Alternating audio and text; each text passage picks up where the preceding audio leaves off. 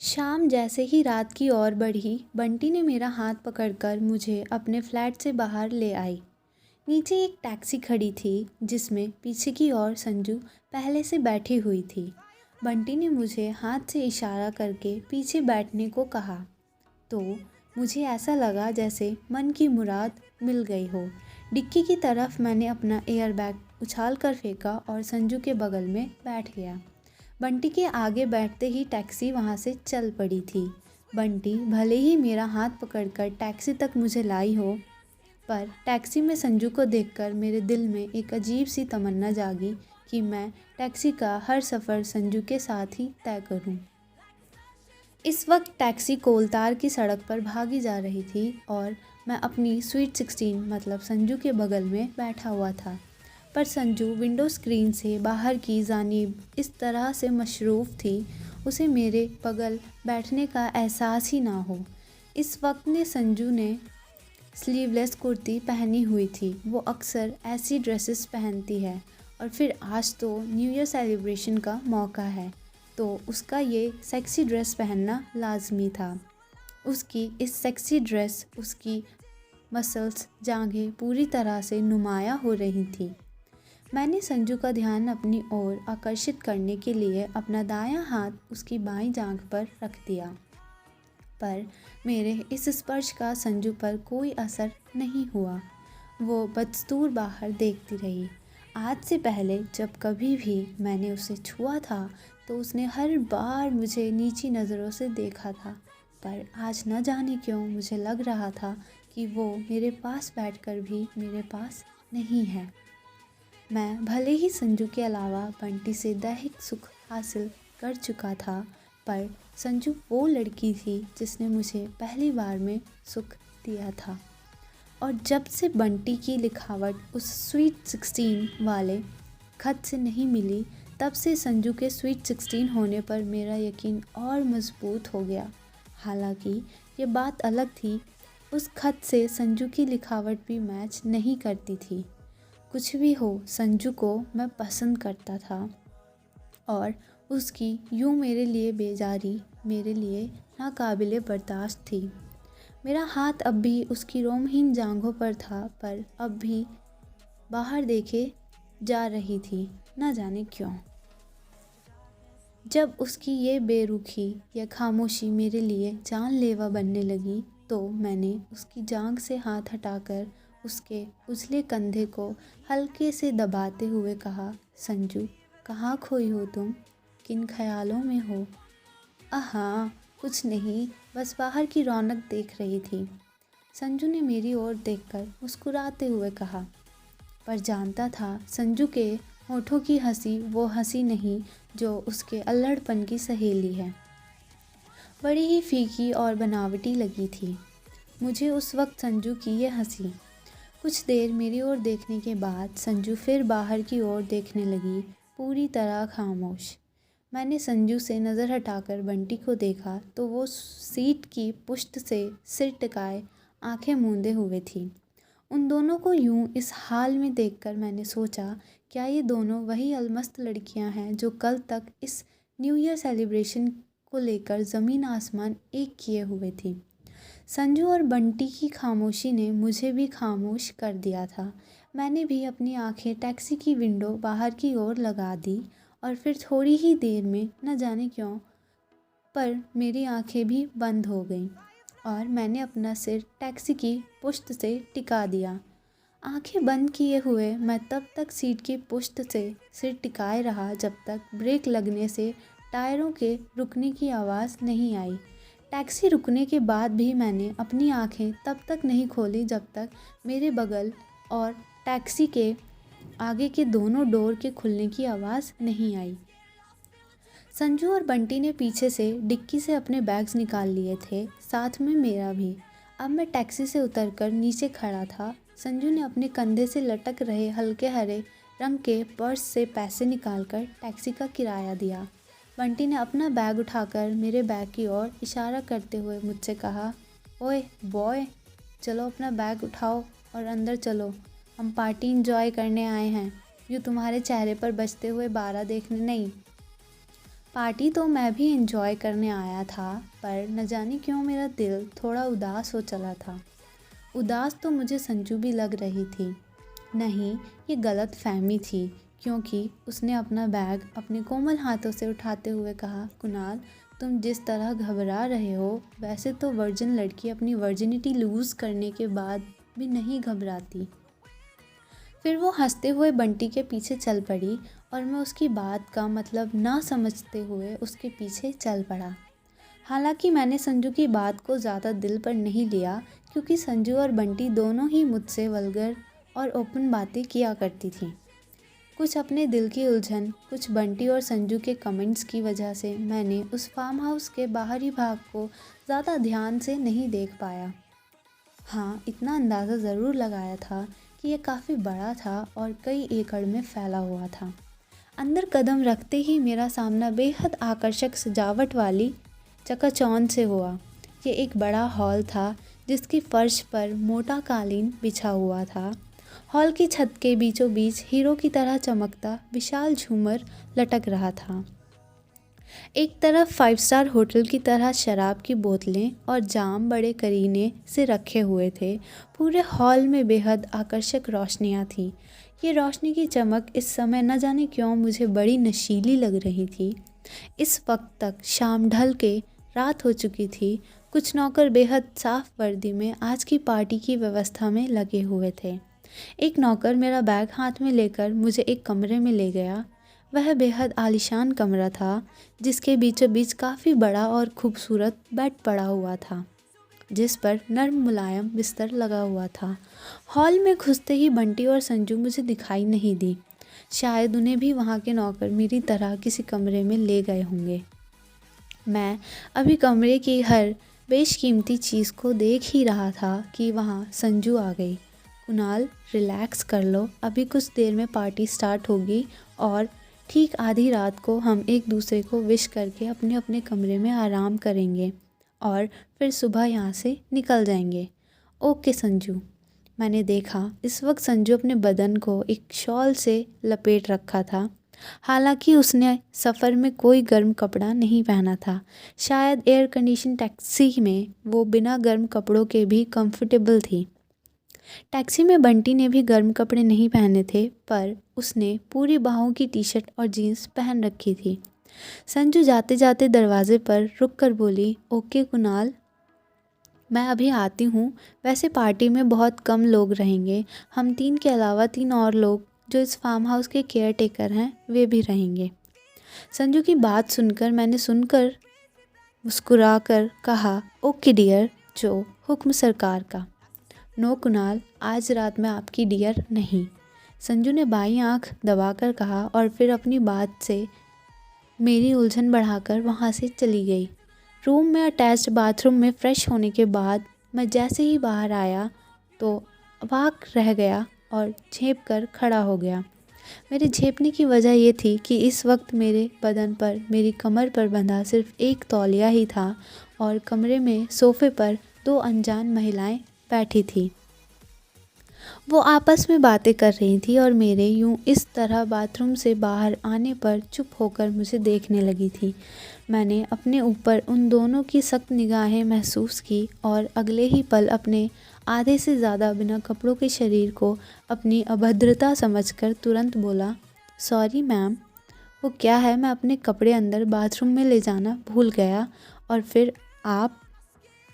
मेरी बात पूरी होने के पहले ही उन 2 महिलाओं में से एक बोली, इट्स ओके कुणाल, कोई बात नहीं, हम तो ये बताने आए थे कि बाहर पार्टी स्टार्ट हो गई है, सो आप रेडी होकर बाहर आ जाइए। बस इतना कहकर वो और उसके साथ वाली महिला, जो लगभग 35 साल की बेहद खूबसूरत और आकर्षक थी, मुझे देखती हुई रूम से बाहर चली गई।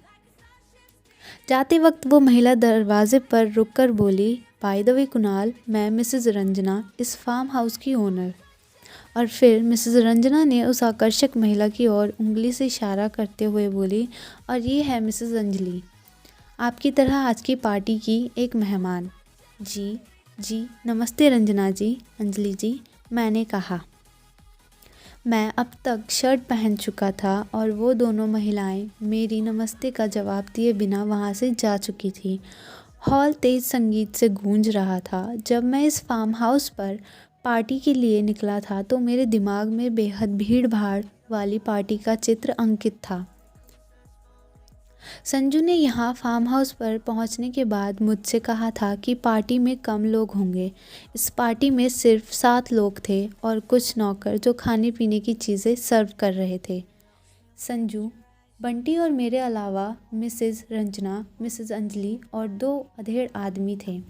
उन दोनों आदमी के पेट चर्बी वाले और बाहर की ओर निकले हुए थे। उनके जिस्म पर बेहद कीमती सूट और गले में टाई थी। हाथों में पकड़े गए कांच के गिलास में यकीनन शराब ही थी। तेज संगीत पर वे सब हल्के कदमों से थिरक रहे थे। संजू और बंटी दोनों ने इस वक्त कैप्री और स्लीवलेस टी शर्ट पहन रखी थी। मिसेस रंजना और मिसेस अंजलि स्लीवलेस ब्लाउज और साड़ी में थी। मैं हॉल में आकर एक तरफ खड़ा हो गया। मैं देख रहा था कि वे सब संगीत, शराब और नृत्य में मस्त थे। संगीत की धुन पर उन दोनों बड़ी तोंद वाले अधेड़ों में से एक के सामने संजू और दूसरे के सामने बंटी थी। अचानक मिसेस अंजलि की नज़र मुझ पर पड़ी और वह मेरे पास आकर मेरा हाथ पकड़कर मुझे उन सब के मध्य ले आई। मैंने नोटिस किया जहाँ संजू, बंटी और वे 2 अधेड़ थिरक रहे थे, वहीं मिसेस रंजना अपने हाथ में जाम लिए सोफे पर अध लेटी अवस्था में बैठी हुई थी। मिसेस अंजलि अभी तक मेरा हाथ पकड़े हुए थी। अचानक सोफे पर बैठी मिसेस रंजना ने म्यूज़िक बजाने वाले की तरफ हाथ से इशारा किया और उसने तुरंत ही गाना बदल दिया। अब हॉल सरकायलेओ खटिया जाड़ा लगे सरकायलेओ के गाने से गूंज रहा था। ये इस गाने का असर था या पी गई शराब का कि उन 2 अधेड़ व्यक्तियों में एक ने संजू को और दूसरे ने बंटी की कमर को कसकर पकड़ लिया। मुझे लगा संजू और बंटी उनकी इस हरकत का विरोध करेंगी, पर वे दोनों मेरी उम्मीद के विपरीत मुस्कुराते हुए उन दोनों अधेड़ों के कदम से कदम मिलाने लगी। मिसेस अंजलि ने अपनी उंगलियों से मेरा चेहरा अपनी ओर किया और फिर अपने हाथ में पकड़े जाम को ज़बरदस्ती मेरे होठों से लगाकर हलक में उड़ेल दिया। जब तक मैं कुछ समझ पाता उन्होंने मेरा हाथ अपनी कमर पर रखकर मेरे सीने से कसकर लगती हुई बोली, ओ हैंडसम, डांस विद मी। मैंने उनकी बात का कोई जवाब नहीं दिया और जब चेहरा घुमाकर बंटी और संजू को देखने की कोशिश की तो तब तक मिसेस अंजलि ने अपनी बाहें मेरे गले में डाल दी। ना चाहते हुए भी मेरे कदम चल रहे थे। मिसेस रंजना के कहने पर म्यूज़िक चेंज हो रहा था, जाम छलक रहे थे और हम 3 जोड़े मस्ती में डूब रहे थे। हालांकि मुझे संजू और बंटी को उन आदमियों के साथ और मुझे मिसेस अंजलि के साथ डांस करना दिल से बिल्कुल अच्छा नहीं लग रहा था। मिसेस अंजलि कभी मुझे जाम पिलाती, कभी खुद पीती और शराब की खुमारी से बोझिल मेरी आँखों ने वो दृश्य भी देखा जब मिसेस रंजना के इशारे पर एक नौकर ने चुपके से क्लॉक की सुइयां खींचकर 12 पर कर दिया। फार्म हाउस की मालकिन के इशारे समय अपनी गति बढ़ाकर नए साल का हाथ पकड़ चुका था। मिसेस रंजना ने शैम्पेन की बोतल खोली। लोग शैम्पेन में डूबकर एक दूसरे को चूमकर नए साल की मुबारकबाद दे रहे थे। बंटी संजू ने भी अपने पार्टनर्स को किस ट्रांसफ़र करने के बाद मुझे भी किस करके मुबारकबाद दी, पर मुझे सबसे ज़्यादा गाढ़ा बोसा मिसेस अंजलि ने दिया था। जब पार्टी ख़त्म हुई तो सब लोगों की तरह मैं भी उसी कमरे में सोने के लिए आ गया जिसमें आज शाम को वहाँ का एक नौकर मुझे लाया था। मैं जैसे ही दरवाजे के अंदर घुसा मुझे चौंक कर वही रूम रुक जाना पड़ा। मिसेस अंजलि सोफे पर उसी जगह बैठी थी जहाँ वो पार्टी शुरू होने से पहले वह मिसेस रंजना के साथ बैठी थी। दरवाजे के खुलने और बंद होने की आवाज़ से मिसेस अंजलि का ध्यान मेरी ओर हो गया। सॉरी मैम, शायद मैं गलत कमरे में आ गया हूँ। मेरी बात सुनकर मिसेस अंजलि ने मुड़कर मेरी ओर देखा और फिर दरवाजे के पास आकर उसमें सिटकनी लगाकर मेरा हाथ पकड़ा और सोफे के पास ले आई। मेरे कंधे पर अपने हाथों का जोर लगाकर उन्होंने मुझे फर्श पर बैठा दिया, जबकि वो मेरे सामने सोफ़े पर कुछ इस अंदाज में बैठ गई जैसे कोई महारानी अपने सिंहासन पर बैठी हो। मैंने इससे पहले कभी शराब नहीं पी थी, पर पार्टी की मादकता बंटी और संजू को पीते हुए देखकर और मिसेस अंजलि की थोड़ी बहुत ज़बरदस्ती से मैंने आज 2-4 पैक गटक लिए थे और पेट में गए ये पैक अब मेरे दिलो दिमाग पर असर डाल रहे थे। मैंने शराब की खुमारी में डूबी आंखों से मिसेस अंजलि की ओर देखा कि तभी मिसेस अंजलि ने अपना दायां पैर मेरे कंधे पर रख दिया और कहा, अपनी मैम की जूतियाँ उतारो। उनकी इस हरकत से मैं अपने आप को थोड़ा संभालते हुए बोला, सॉरी मैम, मैं यहाँ पार्टी में आया हूँ, किसी का नौकर बनने नहीं। ओके, बट मैं तुम्हें नौकर कहाँ कह रही हूँ। तुम्हें तो प्राउड फील होना चाहिए जो मुझ जैसी हुस्न की देवी ने तुम्हारे लिए आज इतने पैसे खर्च किए हैं।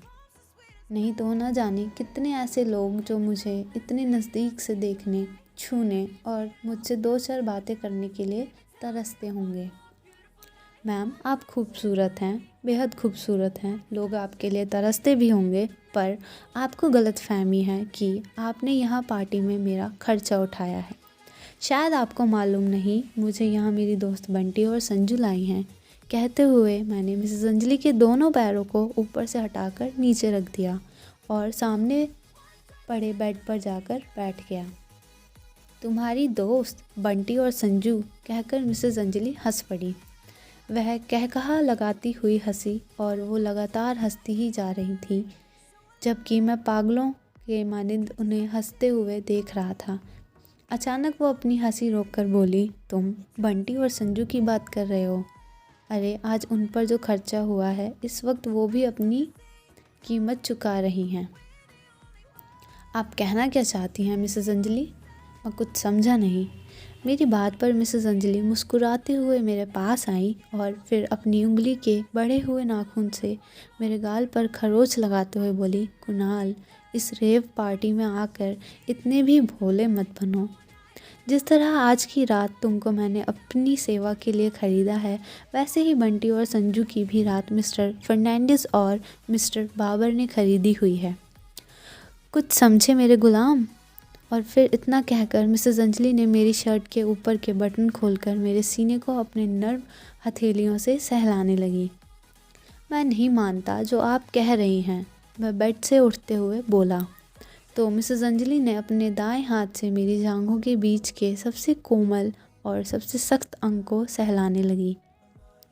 उनकी इस निर्लज्जता पर मैंने उन्हें धक्का देकर अपने से दूर किया और फिर कमरे से बाहर निकलते हुए बोला, मैम, मैं इस कदर बिकाऊ नहीं हूँ। ओह, तो मिसेस अंजलि तुम्हें पसंद नहीं आई? जैसे ही मैं कमरे से बाहर निकला, मुझे मिसेस रंजना की आवाज़ सुनाई दी। कोई बात नहीं कुणाल, वो मेरे करीब आकर बोली, ये तो अपनी पसंद नापसंद पर निर्भर है।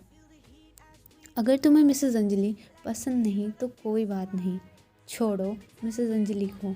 चलो, तुम चाहो तो फिल्म देखकर अपना मूड सही कर सकते हो।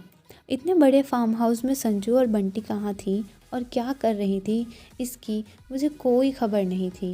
मिसेस रंजना के इशारों पर भले ही इस फार्म हाउस में नए साल ने दस्तक समय से पहले ही दी, पर अब मैं जानता था कि 31 दिसंबर की रात अब ढल कर 1 जनवरी की सुबह की ओर बढ़ चली है। हालांकि इस वक्त आधी रात से ज़्यादा समय हो रहा था, पर इतनी रात गए फार्म हाउस से बाहर निकलना भी मेरे साहस के बस से बाहर की बात थी। ये एक बेहद आलीशान कमरा था जिसमें मैं मिसेस रंजना के साथ आया था। यकीनन ये कमरा मिसेस रंजना ने अपने लिए रिज़र्व कर रखा होगा। कमरे में आकर मिसेस रंजना बिना कुछ बोले टीवी और वीसीआर में उलझ गईं। कमरे का दरवाज़ा उन्होंने बंद नहीं किया था और यही वजह थी कि मैं थोड़ा निश्चिंत होकर सोफ़े पर बैठ गया। वीसीआर में कैसेट डालकर मिसेस रंजना ने टीवी ऑन किया और मेरे बगल के सोफ़े पर आकर बैठ गई। मैंने उनकी तरफ देखा तो उन्होंने मुस्कुराकर आँख के इशारे से मुझे टीवी की ओर देखने का इशारा किया और मैंने सोफ़े की पुश्त से सिर टिकाकर टीवी पर नज़रें गड़ा दी। अभी 2-3 मिनट ही हुए होंगे कि मैं सोफ़े पर उछल पड़ा। घबराई चकित नज़रों से मैंने मिसेस रंजना को देखा तो उन्होंने आँख से इशारा करके मुझे टीवी की ओर देखने को कहा। हाथ के रिमोट से उन्होंने चल रही फिल्म को थोड़ा फॉरवर्ड कर दिया